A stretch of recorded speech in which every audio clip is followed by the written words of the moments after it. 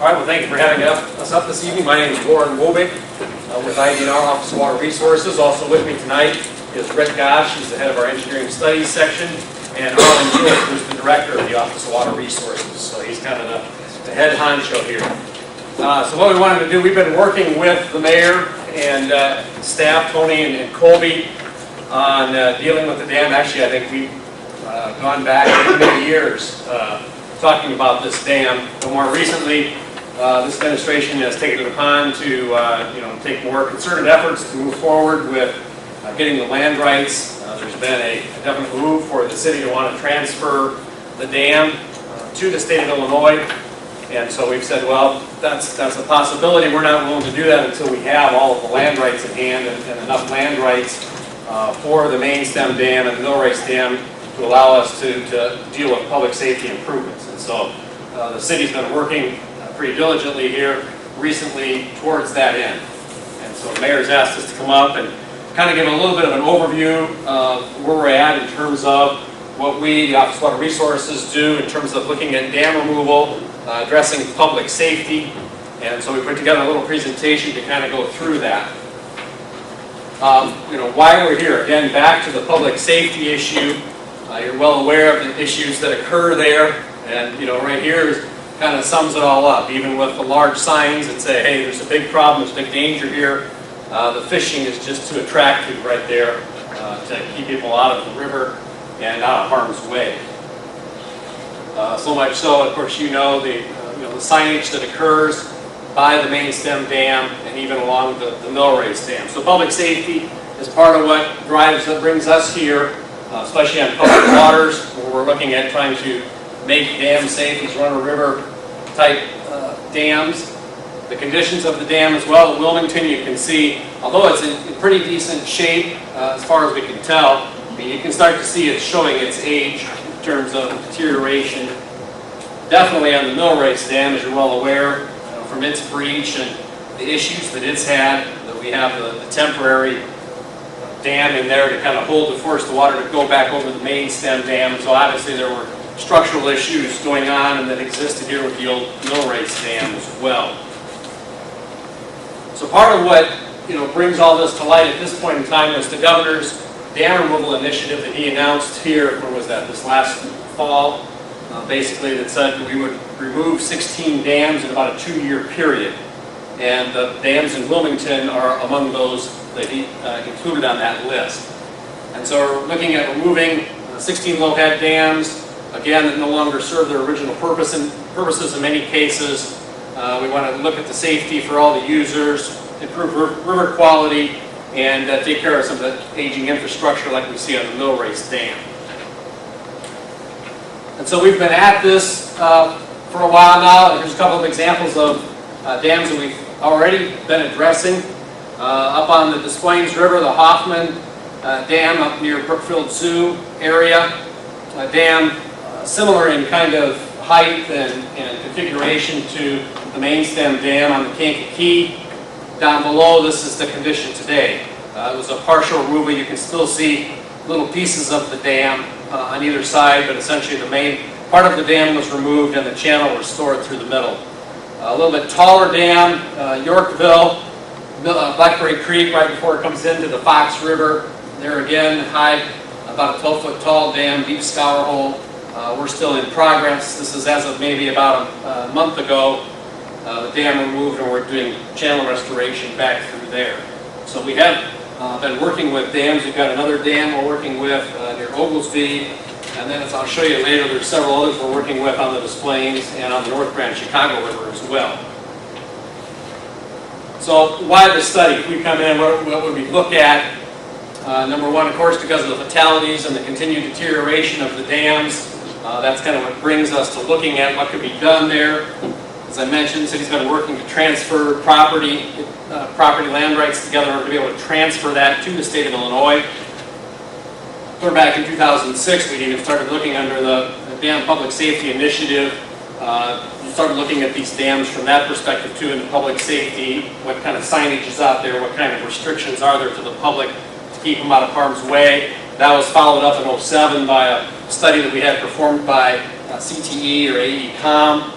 where they went through and kind of evaluated in a general sense what could be done in a number of these run-of-river dams, especially those on public waters. And then, of course, in 2012, we have the Governor's Dam Removal Initiative, and that actually brings dollars into the equation. Okay, so what the goals of the study as we get into looking at that are three main focus points. Number one, of course, public safety, looking at the ecological benefits and impacts, for fish passage, habitat improvement in the river, and then, of course, improved recreation, safer recreation to allow non-motorized kind of boating in the channel. From the public safety goals, of course, eliminating the public hazards, loss of life from the hydraulic roller below the dam. As we came into town today, there's quite a roller going there today. You can easily see there's some big logs out there this afternoon.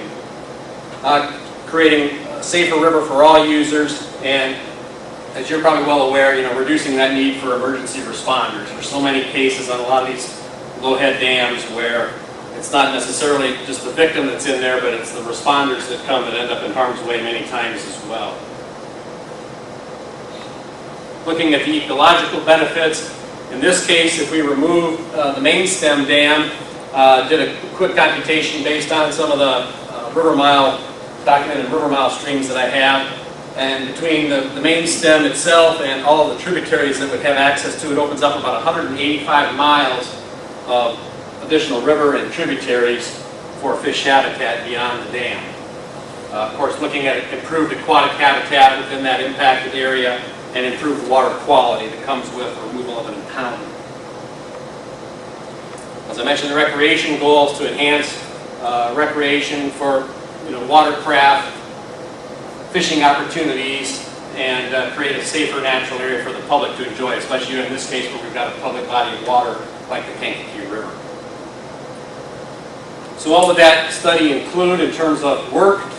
Number one, extensive surveying. We do have surveying. We've been here before. We do have cross-section surveys, for example, on the mill race, on the main stem. What we'd probably do is we go into taking a deeper, go into this kind of study deeper. We'd probably do a bathymetric where we actually have equipment that's mounted on a boat that would go out there and essentially scans the bottom and would give us much more detailed mapping of the river channels themselves. I know we were talking with the mayor beforehand here, the sediment that exists in the mill race. Now the mayor was commenting on how it's, notably sedimented in there more. Obviously we'd be looking, if we're looking at stabilizing that channel, looking at dam removal, we'd have to be doing some sediment collection testing, perhaps some sediment transport modeling, depending on what we find from the sediment testing we would do.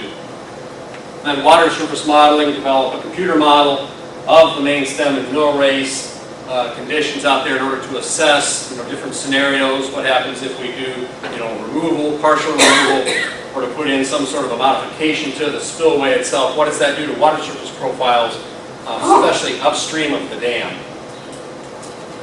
The environmental aquatic investigations, that would consider kind of the wide gamut, especially if we have state funds involved, looking at impacts to any wetlands, endangered species, archaeological side of things, what impacts are there to existing environmental conditions that are out there today. Of course, looking at public safety alternatives and then doing an economic evaluation of those various alternatives for modifications or removal of the dam. This just shows an example, kind of a pretty colored picture here. This is in the town of Danville. Like I mentioned, Danville is one of those places where we're looking at dam removal. So we've got the Vermilion River kind of flowing this direction. The dam sits right at this point. Again, a similar dam in size and shape to what we have on the main stem here. So this kind of exhibit was prepared to show the change in depth for a normal flow. And so just to kind of show the change in this point of the river, normal flows would be, or the height of the water, depth of the water would be about 2 feet, 2.5 feet lower under normal flow conditions than it is with the dam. So that kind of evaluation would be done as well as we get into this kind of a study. And these kind of exhibits then, can be prepared, and that helps to kind of, for the public to better understand or explain what are the impacts, what do you get into if we have this scenario versus that, removal, modification.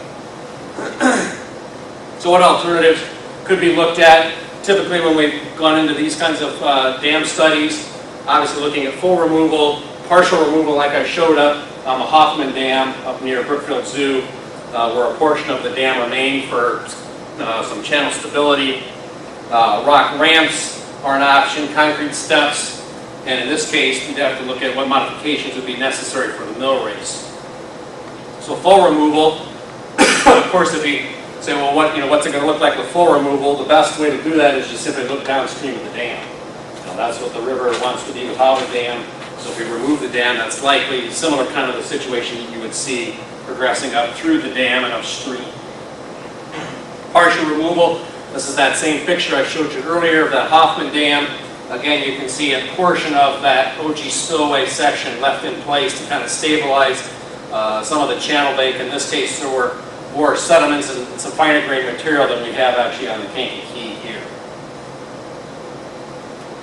A rock ramp, you'll kind of see a horseshoe shape to this. This kind of helps concentrate the flow into the middle. There's different configurations that you can come up with. This is one, just kind of an example to give you a flavor of a rock ramp, kind of an alternative in a dam. Concrete steps. Yorkville, the Yorkville Dam, Tony's familiar with this one. This just kind of shows we had the same kind of an OG-shaped dam. You can see a portion of that OG shape right here. In this case, we ended up coming in and installing steps based on research that was done at the University of Illinois Hydraulics Lab that looked at different configurations of steps and ramps. This shows kind of the performance of the dam with the steps in place. There's actually a large riprap basin at the base of those steps. Again, mill race modifications, this would be key and where we'd have to work with the city pretty closely as we start looking at what if alternatives, especially in dam removal. What's going to happen to the mill race? What does the city want to see there? What options do we have? So I see that actually being a big part of study when we get into that point. Okay, as I mentioned, the Governor's Dam Removal Initiative, that does bring dollars to play at this point.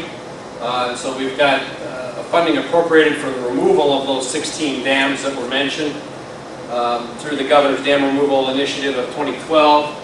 It's also part of the Governor's Jobs Now program to create jobs. And so as we've gone into these, especially dams that we own and those that we've looked at, the state's preference will be to remove dams. Unless we've got some other compelling reason or benefits for going some other direction, the state's preference in that case will be for dam removal. So, like I said, we've been into this for a while at some other dams. I want to quickly kind of go over some of the common dam removal concerns, misconceptions as we get into this. Once it's kind of gone public, or especially once we're further into the study, or maybe have some alternatives to share with the city in more detail. Once that gets there, there's a number of people who had their first kiss at that dam and are very passionate about dams, and you find all those people very quickly when that goes to light. But some of what we found, we'll just sign it. My gosh, I gotta just sign it and people will stay away. As you well know, because of all the signs you already have out there, and even based on recent court cases, putting up signs does not protect the owner from liability for accidents that actually happen at the dam. Some of the typical comments we've got, the rivers are like bathtubs. You can take out the dam, they're all going to dry up. They'll just empty out. The pooled area will just become a large mud flat. We'll not be able to fish there anymore. We won't go with boat there anymore. Again, if you look downstream, that's the best kind of scenario to see, well, what's the river going to be without a dam. Dam removal and fisheries, that's always another key issue that we come across as we start looking at doing something with dams. This will pull from our recent example. Again, I mentioned the Danville Dam that we were dealing with. We've done extensive fisheries work there. Even right now we're doing continued monitoring through Eastern Illinois University on fisheries upstream and downstream. But this is fairly typical from a species standpoint of fish. Downstream of these dams we find a much larger abundance of fish species than we do upstream. Here in Danville, this was a study done in 2004 and again in 2011 that showed the difference there, and this is pretty common at those dams throughout Illinois where we've done this kind of an assessment. Same thing with that stream habitat that we get into above and below. This chart of lots of bar graphs here is essentially showing a lot of these dams are on the Fox. Here's the Danville Dam as well. These lower bars are kind of showing what the habitat quality is above the dam, and then the habitat quality below the dam. And so removing that dam tends to improve the overall stream habitat as to similar to what was below the dam. Schedule. As I mentioned, we've got these 16 dams the governor's asked us to try to address in the next 2 years. And so we've got these, what is there, about 10 or 11 out there. These are the ones we're working on actively right at the moment in terms of looking at those alternatives. We're into the study and assessment of these dams. And so while we continue to work with the city on helping them with determining what land rights we need, and as I mentioned, we would probably fairly soon try to get a survey request in to try to collect more survey information here in Wilmington of what we have. We do have these dams that are currently kind of on the docket right now that we're dealing with. So I guess my point being, we're not going to dive into it hard and heavy next Thursday. Okay, we've got these going, all again part of the directive. Your dams are part of that 16, so obviously it's ones that we want to get to as quick as we can. But these are ones that we're working on currently. So with that, the intent was just to kind of show you where we're at, where we're headed, what we would get into in terms of an assessment